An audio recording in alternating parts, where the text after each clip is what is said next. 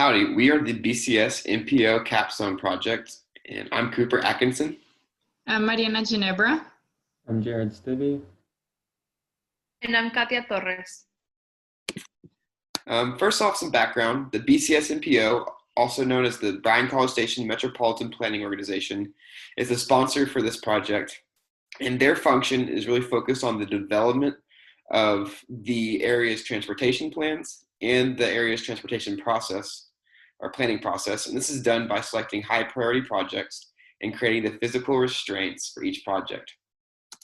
And the Brazos County has formed a regional mobility authority, also known as RMA, whose main function is to implement those high priority projects that the Bcsmpo decides upon. In the local area, we've seen that there's several high priority projects that are underfunded. Some being intersection at George Bush Drive and Wilburn Road, and also widening Highway 6 to 6 lanes. And because of these underfunded projects, the RMA has proposed a $10 fee that's going into vehicle registrations. And there's been a lot of backlash on this. This $10 fee has got a lot of resistance from residents and politicians, claiming that students just don't pay their fair share when it comes to financial contributions to the local transportation system in respect to how much they use it and how much congestion they cause it. And because of this, we are taking on this problem that is, what is the validity of that statement, that students pay their fair share or not? And so we're trying to gain insight on how much of an impact students actually have in the local area, being how much they impacted local transportation system and the contributions they have towards that system, and also how much they impact the local economy. And now I'm going to pass on to Mariana, who's going to touch on some of our alternatives. Thank you, Cooper. When deciding on what direction to take, our team looked at various alternatives. One alternative that our team considered was comparing Bryan College Station to other college towns in Texas like Lubbock, since these college towns also create seasonal traffic congestion. The team would have looked at the percentage of projects that have a direct impact on students, as well as the financial cost associated with them.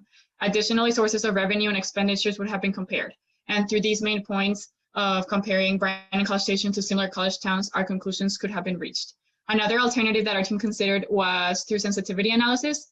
The team would have developed best case and worst case scenarios to determine how the economy would be doing in different situations, such as with no university being located here in Bryan College Station, with a smaller university, or if the university was located in a bigger city. Based on the impact that students bring on the economy, the conclusion would have been reached.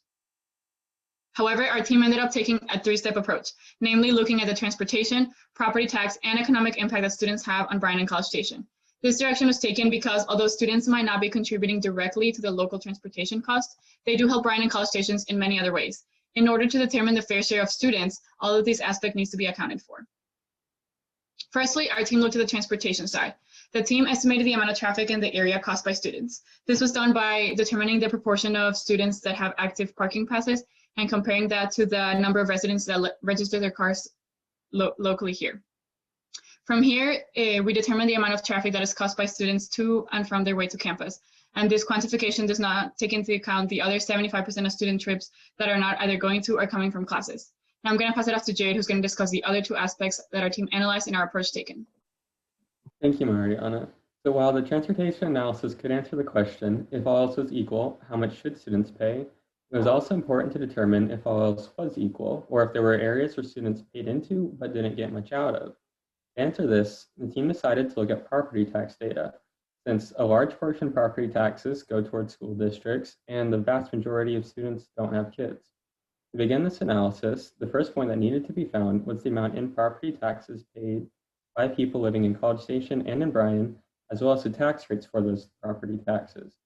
Luckily, both cities provided, through their websites and their comprehensive annual financial reports, the values for property tax rates, as well as the median amount of property taxes paid per person living within city limits. These two figures were combined to find the median amount of property tax paid to school districts per person living within the city limits of Bryan and College Station. After this, the number of students living off campus but within the city limits needed to be found. This was accomplished through the use of a geographic information system, which allows the user to display information and perform analyses of data relative to a geographic area. In this system, both cities being examined provided a map layer precisely detailing their city limits, which are overlaid onto another layer provided by the sponsors showing student and non-student population per traffic analysis zone, which is a group of one or more census blocks that is used by a TTI and the Bcsmpo in performing traffic analyses. After removing the TAZs that were composed of on-campus students, since on-campus students do not pay property taxes, the GIS ran an analysis on the values of the sponsor data located within the city limits, giving an estimate on the number of students living off-campus but within city limits. These two figures were then combined to find a confidence interval on the amount of property tax paid by students to school districts. The final approach taken to examine the impact students have on the local economy was done in two ways. The first was by analyzing information about campus visitors to see the effect the university's presence has locally due to effects such as game day. The second was by analyzing sales tax collection data provided by the Texas A&M Private Enterprise Research Center to see if there was a significant change during the times when the fall and spring semesters were in session versus out of session. The PERC data was a set of the amount of income sales tax collected each month from January of 1995 through July of 2020. For its analysis, the average amount of collected sales tax each calendar month was found in real dollars to see if there was a significant decrease in sales tax during the summer months. Next up, Katya will be talking about the conclusions of the analyses. Thank you, Jared. As we conclude with a synopsis of our project, we'd like to give some more and final insight showcasing the student impact on both the transportation system and the area's economy, with a greater emphasis on the economy and tax revenues. It's important to highlight the university's effort to mitigate traffic congestion by offering transportation and transit services to its students, reducing the overall number of individual vehicles on the road. The system is almost completely funded by various types of student fees. It demonstrates the correlation of increasing revenues throughout the last 5 years, which is consistent with the student demand based off of increasing student enrollment in the next slide. Speaking of student enrollment, 31,954 students enrolled had active parking passes in the 2017 school year. 159,915 vehicles were registered in the Brazos County. Based on these assumptions of county populations, 30.76% of the traffic in the College Station area during the peaking periods can be attributed to students driving to their classes. Because property taxes make up the highest percentage of the general fund revenue in both Bryan and College Station cities, the team decided to look at the tax rates from which property taxes are distributed amongst each of the two cities and its jurisdictions. These are the tax rate listed on the Brazos County's Central Appraisal District website, indicating the rates per $100 of property value at which each jurisdiction receives its property tax revenues.